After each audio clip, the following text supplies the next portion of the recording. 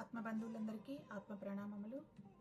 స్వాధ్యాయంలో భాగంగా ఈరోజు మనం నక్షత్ర మిత్రులు sunshine before the dawn by Judy సటోరీలోంచి సెకండ్ చాప్టర్ వినబోతున్నాము.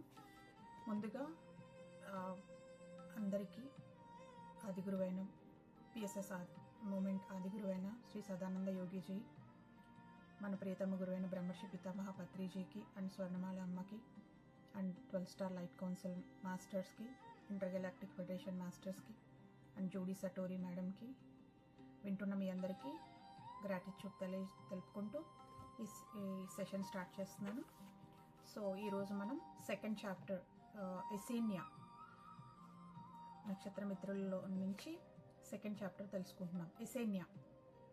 ఎసీనియా గెలాక్టిక్ కౌన్సిల్ సమావేశం నుండి సిరియస్కు రాగానే ఎక్కడ చూసినా గందరగోళం, భయం, కోపం కలగలిపిన మాటలతో అదుపు చేయడానికి వీలు కానటువంటి పరిస్థితులు అంతటా ఏర్పడి ఉన్నాయి. గెలాక్సీలు మన మీద దాడి చేస్తున్నాయి అంటూ ప్రజలు అరుస్తున్నారు. ట్రాన్స్పోర్టెడ్ స్టేషన్ దగ్గర గెలాక్స్ అంటే సిరియన్ నుంచి 10-15 కాంతి సంవత్సరాల దూరంలో ఉన్న గ్రహవాసులు. వీరు తక్కువ కాంతి ప్రకంపనతో ఉంటారు. త్వరగా మనం వాళ్ల దాడిని తిప్పికొట్టాలి అంటూ మాట్లాడుకుంటున్నారు. ఎసీనియా వెంటనే పనిలోకి దిగింది. ఆమె శరీరంలోని ప్రతి నాడి ఒత్తిడికి, అలసటకు గురైంది. వెంటనే సిరియస్ కౌన్సిల్కు వెళ్ళింది. అది సిరియస్లో ఉన్న కాంతి నగరాలలో అతి పెద్ద నగరంలో ఉంది. సిరియస్కు చెందిన 2 జంట నగరాలలో పెద్దది. ఎంతో కాంతివంతంగా ఉంటుంది. అయిన సిరియస్ ఏ నక్షత్రం ఆమె నివాసం. సిరియన్స్ ఎంతో సమన్వయంతో నిండి అందరూ సమానమే, అందరికీ సమాన హక్కులుండాలి అనే సమాజంగా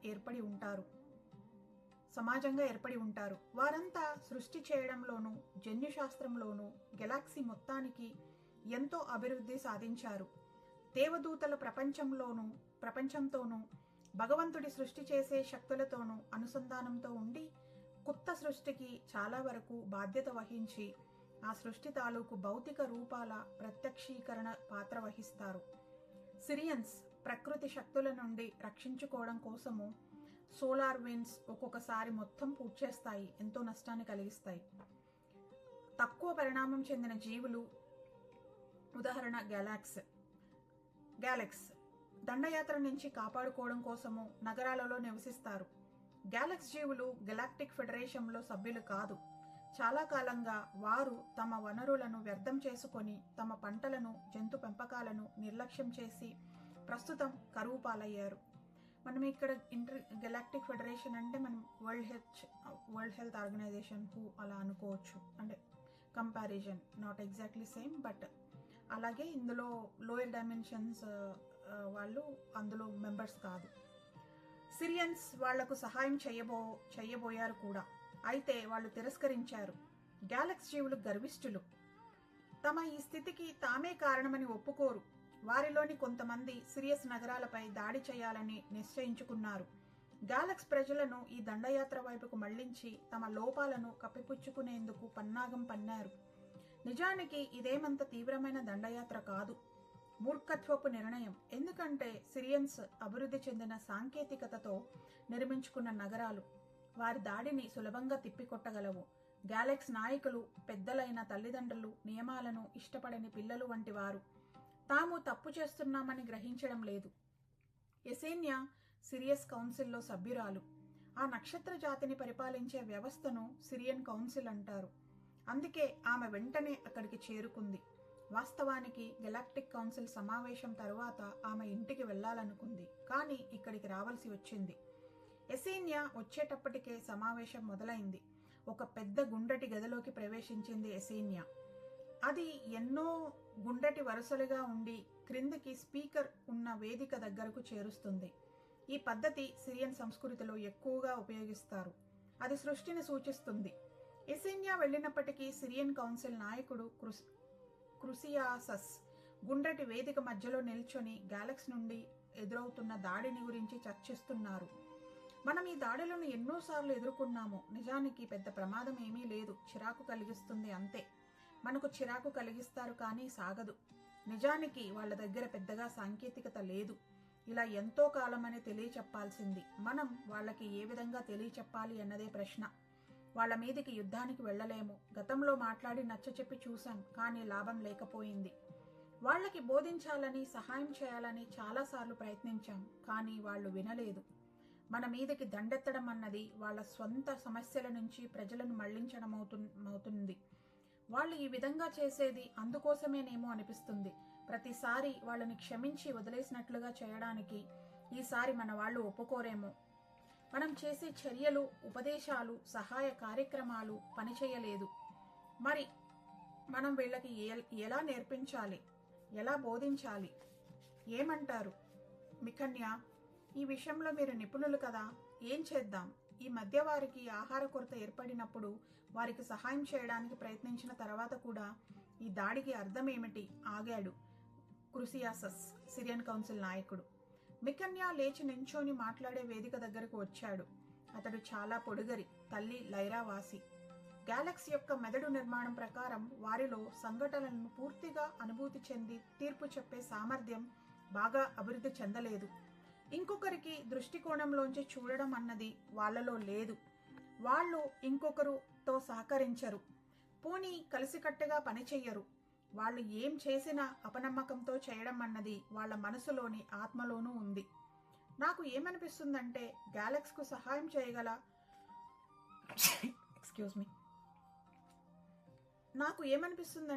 గ్యాలక్స్కు సహాయం చేయగల ఒకే మార్గం వాళ్ళ పిల్లలను మనం తీసుకుని వాళ్లకు కొత్త ప్రవర్తన నేర్పించడం. వాళ్ళ జాతిలోని ఇతరులను నిందించే గుణాన్ని పోగొట్టాలి. దాంతో వాళ్ళు మంచి అవగాహన సామర్థ్యాన్ని పెంచుకొని పరిణామం చెందడానికి అవకాశం ఉంటుంది. వాళ్ళ పిల్లలను ఇక్కడికి తీసుకురావడం కన్నా మనమే అక్కడికి వెళ్ళడం మంచిదని నా ఉద్దేశం. వెంటనే ఓ బృందం గ్యాలక్స్కు వెళ్లాలని నేను సూచిస్తున్నాను. అయితే గ్యాలక్స్ నాయకుల సంగతేమిటి? అడిగాడు ఓ కౌన్సిల్ సభ్యుడు. వాళ్ళ పిల్లలను మనం తీసుకుని వాళ్లకు బోధ చేస్తుంటే వాళ్ళు వెనకాల కూర్చుని గమనిస్తూ ఉండరు కదా. ఇది వాళ్ళని ఇంకా కోపానికి గురి చేస్తుందేమో, కానీ ఇది అవసరం అన్నాడు మికన్య. నా అభిప్రాయం ఏమిటంటే మనం ఎసేన్యాను ఇంకా ఇతర స్త్రీలతో కలిసి గ్యాలక్స్కు పంపి మన కారణాలను, మన బోధనలను వివరిద్దాము. ఎసేన్య ఒక్కసారి ఎగిసిపడింది. ఈ ప్రణాళిక తనకు అస్సలు ఇష్టం లేదు. క్షమించండి క్రుసియాసస్, నన్ను మాట్లాడనివ్వండి అంది. ఇదేమంత మంచి ఆలోచన కాదని నా అభిప్రాయం. పిల్లలను వాళ్ళ పెద్దవాళ్లకు దూరంగా తీసుకువచ్చి వాళ్లకు బోధించాలని ప్రయత్నించడం, అది కూడా వారికి పూర్తిగా భిన్నంగా, ఎంతవరకు సమంజసం? వాళ్ళు ఎంతగానో ప్రేమించే వాళ్ళ నుండి దూరం చేయడం అన్యాయం. ఇది నిజంగా వాళ్ళ జన్యు సంకేతంలో ఉన్న ఆలోచన ధోరణిని మార్చివేయగలదా? నాకు చాలా ఆశ్చర్యంగా ఉంది మికన్య. మీరు ఒక లైరా తల్లికి కలిగి ఉండి ఇలాంటి పథకాన్ని ఎలా సూచించారు? క్షమించండి, ఈ పథకం అమలు అవుతుందని నాకు అనిపించడం లేదు. నాకు ఇంకో ఆలోచన వచ్చింది. గ్యాలక్స్కు గౌరవంతో నెమ్మదిగా నచ్చచెప్పి వాళ్ళనే అడుగుదాం, వాళ్ళకి మనం ఎలా సహాయపడగలమో. సరి అయిన సమయంలో మనతో కలిసి పనిచేయడం వాళ్ళ ద్వారా వాళ్ళు నేర్చుకుని పరిణామం చెందుతారు. అయినా మనం కూడా ఒకే దృష్టికోణంలో ఉండకుండా జాగ్రత్తగా మెలగాలి. వాళ్ళ దాడులు మన కోపాన్ని తెప్పిస్తున్నాయని తెలుసు. అయితే వాళ్ళు చెడిపోయిన పిల్లల లాంటి వాళ్ళు. వాళ్ళకి తగిన సమయం ఇచ్చి వాళ్ళ గ్రహాంతర నౌకల వాడుకను పరిమితం చేసి అప్పుడు గౌరవంతో వాళ్ళను మాట్లాడాలి. మళ్ళీ ప్రజల పురోభివృద్ధికి ఏం కావాలో అడిగి వారి జాతి యొక్క సమస్యలను ఎలా పరిష్కరించుకోవచ్చో వారికి బోధించాలి. వారు కోపంతో, అసంతృప్తితో మన మీద దాడి చేస్తున్నారు. వారి సమస్యలను, సవాళ్లను వారే సృష్టించుకున్నారన్నది వాళ్ళకి తెలియడం లేదు. క్రుసియాసస్ ఎసేన్యా కేసి చూసి తలవంచాడు. అరే ఎసేన్యా, నువ్వు అంటారిస్లో జరిగిన గెలాక్టిక్ ఫెడరేషన్ మీటింగ్ నుంచి తిరిగి వచ్చావు కదా. ప్రస్తుతం భూమి మీద పరిస్థితుల గురించి త్వరలో నువ్వు చెబితే వింటాము. కానీ ఇప్పుడు గ్యాలక్స్ దాడుల గురించి, వీటిని ఎలా ఎదుర్కోవాలి అన్న దాని గురించి చర్చించి నిర్ణయం తీసుకుందాము. క్రుసియాసస్ సమావేశంలో సభ్యుల కేసి చూస్తూ, మీరు ఇప్పుడు ఇద్దరి అభిప్రాయాలు విన్నారు. ఇంకా ఎవరైనా ఏదైనా చెబుతారా? ఇప్పటికే గ్యాలక్స్ మన ఆకాశ మార్గాల మీద దాడి చేశారు. ఆ దాడి మన వాళ్లకు ఎంతో ఒత్తిడిని, చిరాకును కలిగిస్తోంది. ఈసారి మన గ్రహాంతర నౌకలు 3 బాగా దెబ్బతిన్నాయి. ఇంతలో మరో పెద్దావిడ లేచి నుంచుంది. ఎసేన్యా ఆలోచన మంచిదని నా అభిప్రాయం. గ్యాలక్స్ పిల్లలకు శిక్షణ ఇవ్వడం పనిచేస్తుందని అనిపించడం లేదు. ఆ పిల్లలు ఎంతో భయానికి గురి అవుతారు కూడా. వారికి మన ఉద్దేశాలు అర్థం కాక వారితో మన సంబంధాలు మరింత చెడిపోయే అవకాశం ఉంది.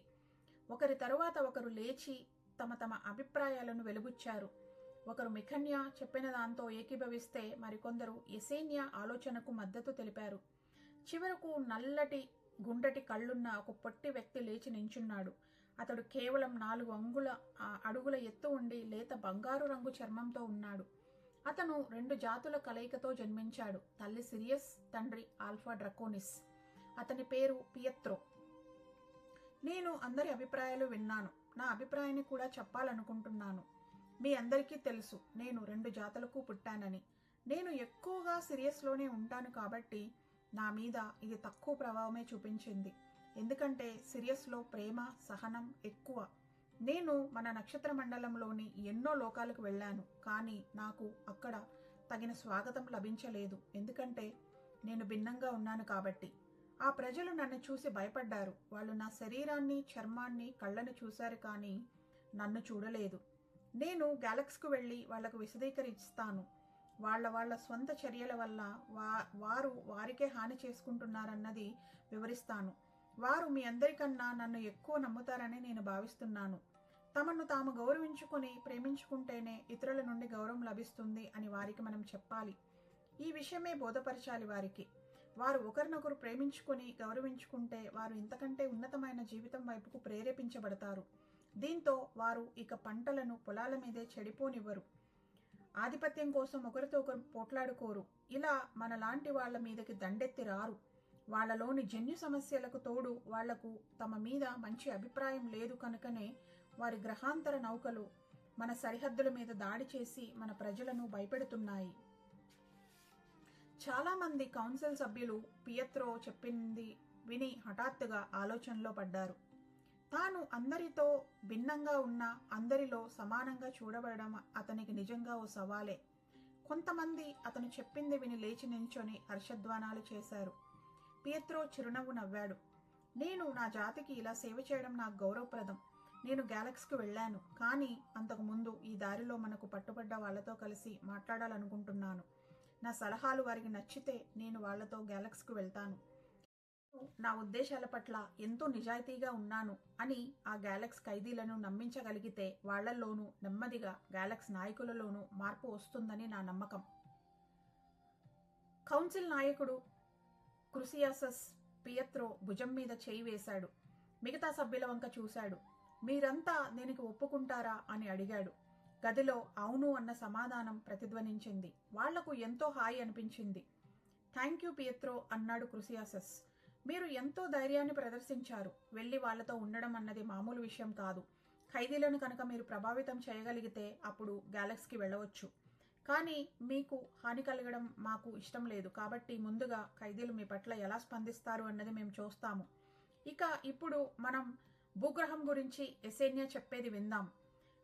తాను మన సిరియస్ తరపున ప్రతినిధిగా నక్షత్ర మండలం సమావేశానికి వెళ్ళి వచ్చింది కదా. ఎసేన్యా లేచి గుండ్రటి మెట్ల వరుస గుండా నడిచి స్పీకర్ పోడియం దగ్గరకు చేరుకుంది. గెలాక్టిక్ కౌన్సిల్లో ఆమోదం పొందిన ప్రణాళికను గురించి వివరించడానికి ఆమె కూడా ఎంతో ఆతృతగా ఉంది. భూమి మీద ఓ కొత్త ఆధ్యాత్మిక జీవిని వీలైనంత మంచి పద్ధతులతో సృష్టించాలన్నది ఆ సమావేశాల సారాంశమని. స్పీకర్ పోడియం దగ్గరకు చేరుకొని నెమ్మదిగా తలెత్తి అందరి వంకా చూసింది. నేను చెప్పబోయేది మీకు ఎంతో ఉత్సాహభరితంగా ఉంటుందని నమ్ముతున్నాను. మీ అందరికీ తెలుసు, అంటారెస్ నక్షత్రలోకంలో జరిగిన గెలాక్టిక్ మీటింగ్కి వెళ్ళి వచ్చానని. అక్కడ భూమి అనే గ్రహం గురించి చర్చ జరిగింది. భూలోకవాసులు మనలాగే భగవంతుని చేత మరి సృష్టి యొక్క కాంతి చట్రాల చేత సృష్టించబడ్డారు. ఈ భూమి అనే గ్రహం ఒకప్పుడు తారా అని పిలువబడేది. చాలా కాలం క్రితం అది కూడా సిరియస్ లాగానే 5th డైమెన్షన్ 5వ పరిణామ గ్రహము. ఉన్నత స్వర్గం లోకంలో జరిగిన దేవదూతల తిరుగుబాటు దురాగతాల వల్ల వీరికి ఏకతా భావము దేవుడి సంకల్పానికి లోబడి ఉన్నది నచ్చలేదు. భూగ్రహం చైతన్య స్థాయిలో ప్రకంపన సామర్థ్యంలో క్రిందకి దిగజారిపోయింది. దాంతో మనలాంటి ఉన్నత కాంతి జీవులు శరీరాలతో ఉండడం కష్టమైపోయింది. అప్పటి నుండి భూమి 3వ పరిణామంలోకి బాధ సవాళ్లమయంగా మారిపోయింది. భూమి ఇప్పుడు కూడా చూడడానికి ఎంతో అందంగా ఉంది. కానీ అక్కడి ప్రజలలో భగవంతుని స్ఫులింగం లేక భగవంతునితో అనుసంధానాన్ని కోల్పోయారు. ఈ దివ్య స్ఫులింగం లేకుండా వాళ్ళు ఉన్నత పరిణామాల లోకాలలోకి పురోగమించలేరు. వాళ్ళు సృష్టించుకున్న బందీఖానాలోంచి విడుదల పొందలేరు. భూలోకవాసులు పరిణామం కోసం ఫెడరేషన్ ఏం చేయగలదు? వాళ్ళు అజ్ఞానాంధకారంలో నుండి జ్ఞానజ్యోతి వైపుకు ఏ విధంగా ప్రయాణించగలరు అన్న విషయాలు అంటారిస్లో చర్చించాము. మీలో చాలామంది భూమికి ప్రయాణించి అక్కడ ప్రజలను చూసే ఉన్నారు. కాస్త పొట్టిగా వంగిపోయిన భుజాలతో ఉన్న ఇంచుమించు మనలాగే ఉన్నారు. వాళ్ల రోజులన్నీ ప్రాథమిక అవసరాలు తీర్చుకోవడానికే సరిపోతున్నాయి. ఇతరుల నుండి వేరుగా ఉండడానికి ఇష్టపడతారు. ఒకవేళ ఒకరికి ఒకరు దగ్గరగా వచ్చినా ఒకరిని చూసి ఒకరు భయపడతారు. ఒకరిని ఒకరు నమ్మరు. కొన్ని చోట్ల వాళ్ళు వేరొకరికి బానిసలుగా ఉంటున్నారు. వాళ్ళు వీళ్ళని విలువైన లోహాల కోసం, ఖనిజాల కోసం భూమిని తవ్వడానికి ఉపయోగించుకుంటున్నారు. వారికి మన సహాయం కావాలి. అంటారిస్లో సభ్యులు అందరూ ఒక ప్రణాళికను అమలుపరచడానికి ఒప్పుకున్నారు. అది ఈ దిగువ స్థాయి 12వ పరిణామ స్వర్గలోకాలను చెందిన నక్షత్ర జాతులన్నీ తమ తమ జన్యు సంకేతంలో ఒక్కొక్క నుంచి ఇంకొక గుణాన్ని భూమి మీద సృష్టి చేయబోయే సరికొత్త జాతికి ఇవ్వాలి. ఈ మానవుల స్త్రీ పురుష రూపాలు మన రూపాలాగే ఉంటాయి. అయితే అందులోని మన అందరిలోనూ అత్యున్నత గుణాలు వారిలో పొందుపరిచి ఉంటాయి. అప్పుడు వాళ్ళు కూడా ప్రేమ శాంతులతో మన అందరిలో అనుసంధానంలో ఉంటారు. ఇది ప్రణాళిక. ప్లయిడియన్స్ ప్రేమ శాంతి గుణాలను, ఆర్కుటోరియన్స్ సున్నితమైన బాగా అభివృద్ధి చెందిన ఉద్వేగ శరీరాన్ని, దానితో పాటు కారణాన్ని విశ్లేషించే గుణాన్ని కూడా ఇస్తారు. లైరన్స్ వారి జన్యు సంకేతాన్ని ఇచ్చి వారి 12 పోగుల డిఎన్ఏను ఉత్తేజితం చేసి సరికొత్త జాతిని సృష్టిస్తారు. తద్వారా వారు 12వ పరిధి దిగువ స్థాయి స్వర్గలోకాలలో ఎక్కడైనా నివసించగల సామర్థ్యాన్ని పొందుతారు. ఇక సిరియన్స్ అంటే మనల్ని లైరన్స్తో కలిసి ఈ జీవిని సృష్టించే క్రమంలో కలిసి పనిచేయమని ఫెడరేషన్ చెప్పింది. ఈ సరికొత్త భూలోకవాసి భూమి మీద ఉన్న అందరి జన్యు సంకేతంతో అమరిపోయినప్పుడు సరి అయిన సమయంలో వారు తమ స్వేచ్ఛ ఇచ్ఛ ద్వారానే పరిణామం చెందుతారు. ఒకరోజు వాళ్ళు కూడా మనతో కలిసి ఈ గెలాక్సీలో భాగస్వాములవుతారు. ఎసేనియా తన చేతుల్లో మాల్వే ఇచ్చిన వెండి బెరణను పట్టుకుంది. ఈ వస్తువులో ఆండ్రోమెడా గెలాక్సీ వాళ్ళు ఇచ్చిన బహుమానం ఉంది. అది మన గెలాక్సీ యొక్క కాంతితో అనుసంధానం అవుతుంది. మీకు తెలుసు, ఆండ్రోమెడన్స్ చూడ్డానికి చాలా ప్రత్యేకంగా ఉంటారు. కానీ హృదయాల్లో వారు మనతో ఒకటే. వాళ్ళు మనలాగే కాంతికాముకులు, ప్రేమజీవులు. వాళ్ళు కూడా భూలోకవాసులకు ఒక బహుమానాన్ని ఇవ్వదలుచుకున్నారు. వారు తమ అభివృద్ధి చెందిన విశ్లేషణాత్మక ఆలోచన పద్ధతిని, జీవితంలోని సమస్యలను పరిష్కారం కనుక్కోగల సామర్థ్యాన్ని ఈ సరికొత్త భూలోకవాసులకు ఇవ్వదలుచుకున్నారు. ఈ విధంగా మానవుల పరిణామం చెందడానికి, పురోగమించడానికి సహాయపడినట్లవుతుందని వారి ఆలోచన. అందుకే వారు తమకు ఎంతో విలువైన వారి ఆత్మిక నమోదులను మనకు కానుకగా ఇచ్చారు. ఈ భరణిలో వారి జాతి యొక్క జ్ఞాపకాలు తరంగాల రూపంలో ఉన్నాయి. ఇవి భూమి మీద సృష్టించబడే సరికొత్త భూలోకవాసుల జాతుల మధ్య విభేదాలు లేకుండా, ఇతరుల ఆధిపత్యానికి గురికాకుండా ఉండేలా సహాయపడతాయి. ఆండ్రోమెడన్స్ ఒకప్పుడు వారు భౌతిక రూపాల తేడా వల్ల ఎన్నో ఇబ్బందులు పడ్డారు. ఒకానొక స్థితిలో మన చేత కూడా నిరాదరణకు గురి అయ్యారు. ఇప్పుడు వారు ఇస్తున్న ఈ కానుక భూలోకవాసులు పురోగమించడానికి ఉపయోగపడుతుంది. మరో విషయం నేను మీకు చెప్పాలి. ఆల్ఫా సెంచరీ నుండి వచ్చిన ప్రతినిధులు ఈ ప్రణాళికను అంగీకరించలేదు. ఎంతో అభివృద్ధి చెంది నాడీ వ్యవస్థను సృష్టి చేసే సామర్థ్యాన్ని, అసాధ్యులను సుసాధ్యం చేయగల నేర్పును కొత్త భూలోకవాసులకు ఇవ్వడానికి వారు ఒప్పుకోలేదు. వాళ్ళ నాయకుడు అయిన ప్రోటియాస్ ఈ ప్రణాళిక అపాయంతో కూడుకున్నదని, భూమి 3వ పరిణామానికి చెందిన గ్రహం కావడంతో అక్కడి ప్రజలు నక్షత్ర జాతుల ప్రభావం నుండి విడిపోయారు. ఈ సమయంలో ఆల్ఫా సెంటారియన్స్ భూలోకవాసులకు తమ అభివృద్ధి చెందిన గుణాలను ఇవ్వడానికి ఇష్టపడడం లేదు. కొంతకాలం వేచి ఉండి భూలోకవాసులు ఏం చేస్తారో చూద్దామని అనుకుంటున్నారు. భవిష్యత్తులో గెలాక్టిక్ ఫెడరేషన్ అవసరం అనుకుంటే వారు అందుబాటులో ఉంటామని తెలిపారు. ఎసేనియా చెప్పసాగింది, ఇక మనం లైరన్స్తో కలిసి పని మొదలుపెట్టే ముందు ఈ సిరియన్ కౌన్సిల్ ఆమోదం కూడా కావాలి. ఇదంతా చర్చించడానికి కాస్త సమయం పడుతుంది. ఎందుకంటే ఈ మానవజాతి సృష్టిని సరి అయిన ప్రణాళికతో చెయ్యాలి. భూమి మీద ప్రస్తుత జీవితానికి అనువుగా, తరువాత అది కాలక్రమంలో పరిణామం చెందడానికి వీలుగానూ కూడా ఉండాలి. ఏదో ఒక రోజు భూమి కూడా తన మునుపటి 5వ పరిణామాన్ని చేరుకుంటుంది. ఆ రోజు వచ్చినప్పుడు ఆ ప్రజలకు పురోగమించడానికి సామర్థ్యం వస్తుంది. దాంతో 5వ పరిణామంలో జీవితాన్ని కలుగుతారు. అంతేకాకుండా వాళ్ళు ఈ 12 దిగువ స్థాయి కాంతి లోకాలన్నింటిలోనూ జీవించడానికి తయారవుతారు. కాబట్టి వాళ్ళు పూర్తి స్థాయి సామర్థ్యంతో మన గెలాక్టిక్ కుటుంబంలో సభ్యులు కాగలుగుతారు. కాబట్టి మనం చాలా జాగ్రత్తగా ఉండాలి. ప్రణాళిక ఖచ్చితంగా రావడానికి కావలసిన పరీక్షలు, మార్పులు చేర్పులు చేయడానికి సరిపడా సమయం తీసుకొని అక్కడి ప్రజలతో కలిసిపోయేలా సరియైన సృష్టి చేస్తే ఏదో ఒక రోజు వాళ్ళు భూమిని ముందుకు నడిపిస్తారు. ఇంకొక ముఖ్యమైన సంగతి చెప్పాలి. నూతన మానవులు 12 పోగుల డిఎన్ఏని కలిగి ఉంటారు. సిరియస్కి ఈ సామర్థ్యం లేదు.